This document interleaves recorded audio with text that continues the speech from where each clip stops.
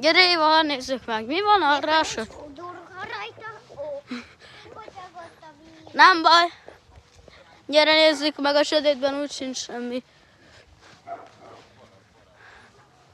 Hát ez... Kicsit sem para. Gyere! Félek. Jézus. Mi van?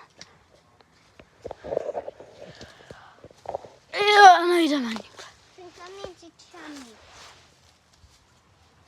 Csak egy pokamján!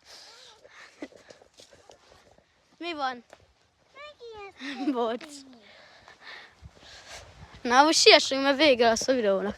Mi? Semmi. Minek lesz vége? Semmi, mindjárt vége lesz a YouTube videónak. És 3, 2, 1, vége.